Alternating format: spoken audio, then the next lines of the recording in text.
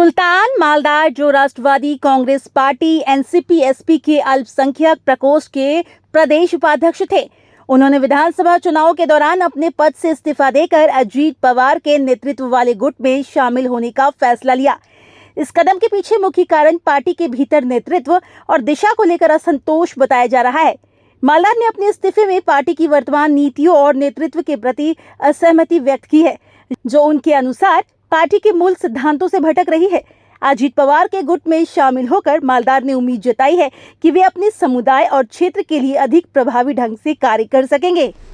दरअसल मैं आदरणीय शरद पवार साहब की पार्टी में वर्किंग प्रेसिडेंट रहा माइनॉरिटी डिपार्टमेंट का, और रेजिग्नेशन की बड़ी वजह ये है कि हमको हमारा रिप्रेजेंटेशन मिला नहीं। जैसा कि आप सब अच्छी तरह से जानते हैं कि महाविकास आघाड़ी इंडिया अलायंस को हमने पूरे ऑल ओवर इंडिया में मुसलमान मुत्तहिद होकर वोट किया मुसलमानों ने। और उसके बाद ऐसा था कि महाराष्ट्र में 48 सीट्स थी एमपी की। आरिफ नसीम खान भी उस वक्त नाराज़ हो गए थे कि मुसलमान को एक भी मेंबर ऑफ पार्लियामेंट की टिकट नहीं दी गई। उसके बाद एश्योरेंस ये दिया गया कि असेंबली में भरपाई की जाएगी। असेंबली में ये हाल हुआ कि आदरणीय शरद पवार साहब ने हमको इग्नोर कर दिया, ना हमसे कोई कमिटमेंट किया गया। 2 टिकट दिए कास्टी में महबूब शेख को, वो ऐसी टिकट थी जो मराठा की थी। महबूब शेख को देने के बाद 150 मराठा ने रेजिग्नेशन दे दिया शरद पवार राष्ट्रवादी से।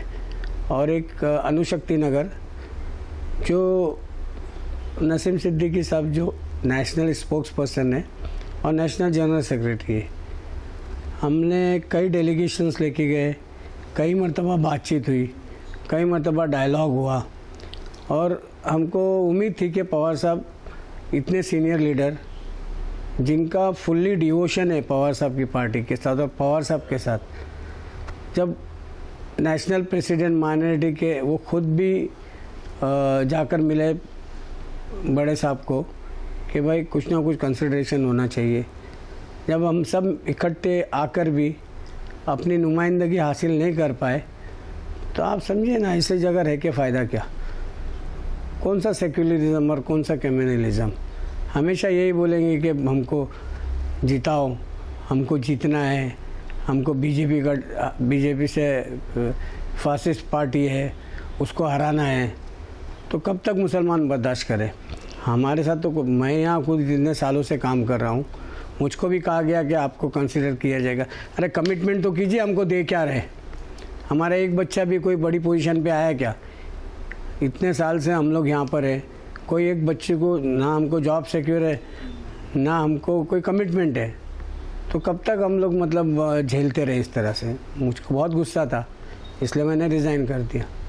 और रेजिग्नेशन करने की बड़ी वजह ये कि जब हम अजीत पवार को बोलते हैं कि वो बीजेपी के अलायंस के साथ गया, वो क्रिमिनल है, तो उन्होंने प्रूफ किया कि वो सेक्युलर पूरे सेक्युलर है। उन्होंने 6 असेंबली दिया। नवाब मलिक को अजीत पवार साहब ने राष्ट्रवादी के सिंबल पे टिकट दिया। बीजेपी के फडणवीस और आशीष शेलार ने फुल अपोज किया था कि अगर राष्ट्रवादी के सिंबल पे नवाब मलिक साहब को टिकट दिया जाएगा तो हम अलायंस तोड़ देंगे। उसकी बिल्कुल परवाह नहीं की आदरणीय अजीत पवार साहब ने, और उन्होंने अपने सिंबल पे नवाब मलिक साहब को टिकट दिया। साथ में सना मलिक को दिया, जीशान सिद्दीकी को दिया, उसके बाद नजीब मुल्ला को दिया, हसन मुशरफ को दिया, और एक है कोई उसका नाम याद नहीं आ रहा है, कोई शेख है बंदा, 6। और उसके साथ साथ मौलाना आज़ाद के चेयरमैन अंतुले साहब के दामाद के ये या भतीजे मुश्ताक अंतुले को दिया गया, कमीशन में लिया गया। उसके अलावा मौलाना आज़ाद के कई डायरेक्टर्स आ गए। और जो स्कीम्स है माइनॉरिटीज़ की, वो मौलाना आज़ाद 30 करोड़ था, उसको तकरीबन 1000 करोड़ तक अजीत पवार साहब ने लेके गया। फिर उसके बाद मसाजिद में फ़ंड दिया, कई मसाजिद, वो एक उसका बाकायदा एक लिफलेट है उसका, दरगाहों को पैसा दिया गया, कब्रस्तान के बाउंड्री वॉल को पैसा दिया गया। उसमें पेमेंट्स और टाइल्स लगाने के लिए कई जगहों पे मैं आपको मतलब ठोस सबूत के साथ पेश कर सकता हूँ। तो ये, और दूसरी बात ये है कि उन्होंने योगी को रोका। उन्होंने बोला कि बटेंगे कटेंगे की राजनीति यूपी में, हमारे यहाँ नहीं चल सकती। कल इतनी बड़ी सभा हुई महायुति अलायंस की, अजित पवार ने जाने से रिजेक्ट कर दिया, बोले मैं उसका हिस्सा नहीं बनूंगा। उसके बाद भी आप देखिएगा कि मैंने उनसे बोला कि दादा ये नीतीश राणे का ज़रा बहुत बोलता है, वो उससे अपना वोट बैंक ख़राब होता है, वो उसके लिए कुछ कीजिए, मतलब वो नहीं बोले या मुसलमानों के ख़िलाफ़ बात नहीं करे। तो उन्होंने बोला कि चीफ मिनिस्टर से मेरी बात हुई है, इलेक्शन के बाद उसको देखेंगे क्या करना है। तो दादा तो फुल्ली मतलब सिक्योर्ड है, वो कहीं भी हो। जैसे नीतीश कुमार साहब बिहार में तो अलायंस में है ना बीजेपी के साथ, तो काम कर रहे हैं मुसलमानों का। चंद्रबाबू नायडू है आंध्रा में, और मजबूती के साथ पूरे माइनॉरिटीज़ उनके साथ है, मजबूती के साथ काम कर रहे हैं वहाँ पर। तो आप ऐसा कैसा बोल सकते हो कि अजित पवार साहब सेक्युलर नहीं है? ऐसे कितने लोग हैं सेक्युलर है। और दादा अगर दादा को स्ट्रेंथ मिलती है और जो दादा ने मुसलमानों के लिए किया है, जो कंट्रीब्यूशन दिया है, तो सारी चीज़ों को इग्नोर करते हुए हमको उसका हक अदा करना चाहिए। कहीं ना कहीं ये ज़ाब्ता है अल्लाह का भी, अगर किसी ने हम पे एहसान किया तो एहसान का बदला एहसान से चुकाना चाहिए। और कुरान की एक आयत भी है, फ़स्कुरुनी अस्कुरुकुम वश्कुरुली वला तकफुरुन। तो ये सारी चीज़ों को मद्देनज़र रखते हुए वो जो बयानबाजी करते हैं, जो अपील करते हैं, मैं समझता हूँ कि अच्छे लोग तो बीजेपी में भी है। नितिन गडकरी साहब की तो लोग तारीफ़ करते हैं। वहाँ पे एक दरगाह है नागपुर में, उस दरगाह का नाम याद नहीं आ रहा है मुझको, बहुत बड़ा, हाँ ताजुद्दीन बाबा की दरगाह है, उसकी कई एकर्स लैंड है। नितिन गडकरी साहब ने कहा कि ये लैंड पर नज़र उठा के देखना नहीं, ये ताजुद्दीन बाबा की दरगाह है, और 100 बेड का हॉस्पिटल बना है। तो बीजेपी में भी ऐसे कई लीडरांस है जो सेक्युलर है, जो नहीं चाहते कि हिंदुस्तान का माहौल ख़राब हो, और हिंदुस्तान का जो है वो हिंदुस्तान एकजुट रहे, आपस में भाईचारगी वाला माहौल रहे, और एकजुट रहेंगे तो अखंडता बढ़ेगी, माहौल खुशगवार होगा, देश भी तरक्की करेगा। देखिए उनका ये था कि मुसलमानों में मेरे लिए नाराज़गी बहुत है, आप इस नाराज़गी को कैसे दूर करोगे? तो मैं बोला दादा आपकी बात सही ढंग से पहुंची गई नहीं या पहुंचाई नहीं गई, मेरा ऐसा ख्याल है। तो मैं बोला दादा will try to convince the people, minority, हम लोग लोगों तक पहुंचेंगे और आपकी बात पहुंचाएंगे कि आपका कितना बड़ा कंट्रीब्यूशन है।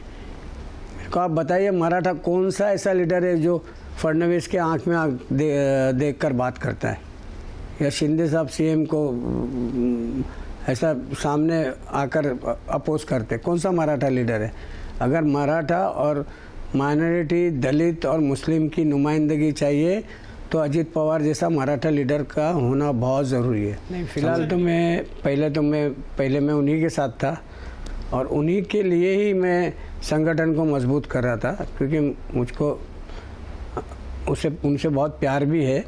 वो बहुत मतलब इस केयर टेकिंग और स्ट्रेट फॉरवर्ड लीडर है। वो काम ये नहीं करना है तो करना है, वो वेट नहीं कराते। एक आम आदमी भी जाता है जिसको वो जानते नहीं है, अगर वो काम लेके गया तो उसी वक्त फ़ोन लगा कर बात करते हैं। ये क्वालिटी अजित पवार में ही, दूसरी जगह आपको नहीं मिलेगी। और मैंने आज कुछ नहीं मांगा, मैंने बोला दादा आप जीते या हारे मैं आपके साथ रहूँगा।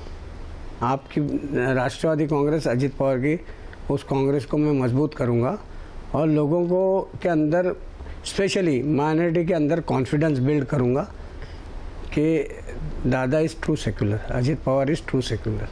आज मैंने उनसे कुछ नहीं मांगा। हाँ, मुसलमानों की जो शिकायतें हैं उनके लिए वो सारी बात मैंने रखे अच्छे से।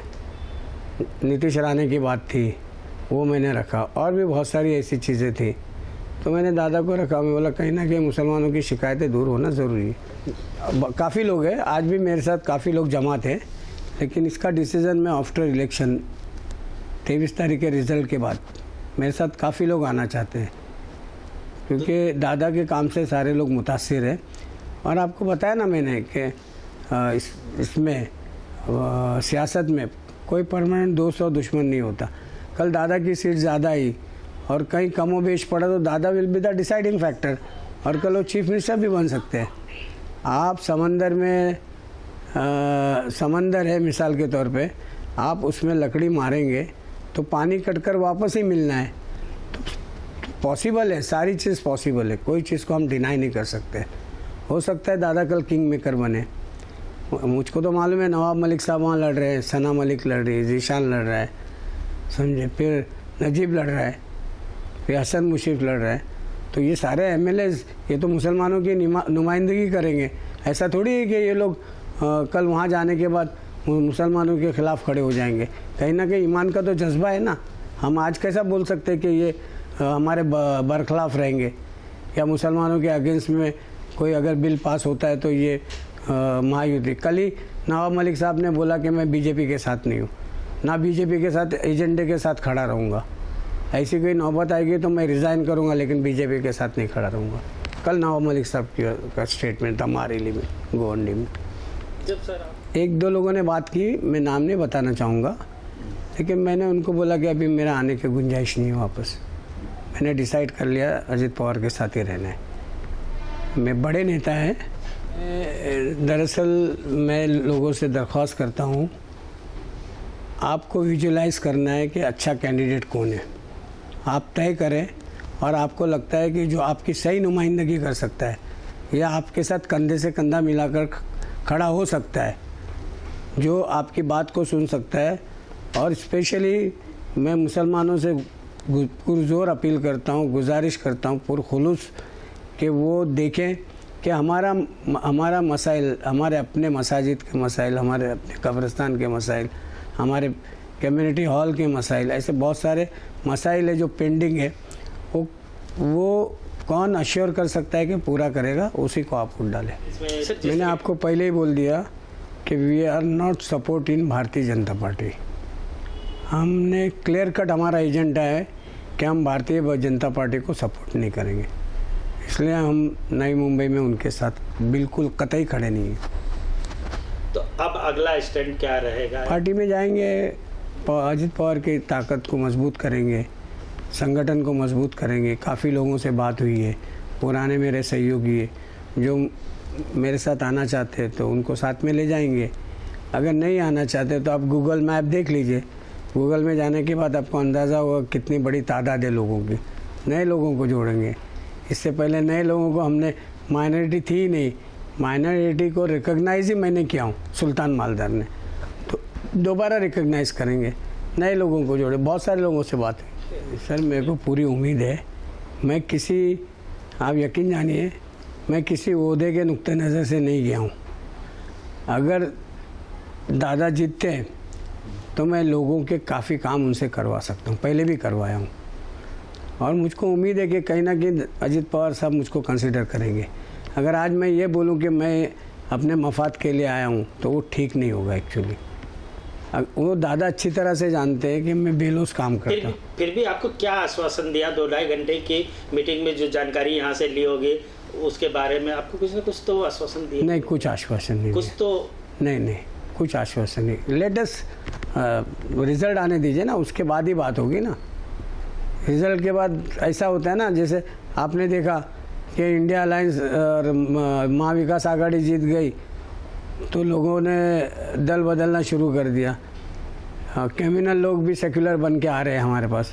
किसी का नाम नहीं लेते हुए मैं बोल रहा हूँ, समझे। विचारधारा कुछ नहीं है, आज कोई विचारधारा नहीं है, सब मौका परस्त हैं, समझ लीजिए। सिर्फ विचारधारा जो है ना, वो सिर्फ माइनॉरिटीज़ के लिए, हमारे लिए विचारधारा। हम मौलाना आज़ाद, गांधी, नेहरू, सरदार वल्लभ भाई पटेल, इंदिरा के विचारधारा के लोग हैं। मुसलमान हैं, मुसलमानों की विचारधारा है। बाकी जिसको जब जिधर जाना है वो जा सकता है, free to go. Bureau report, FS news, Navi Mumbai.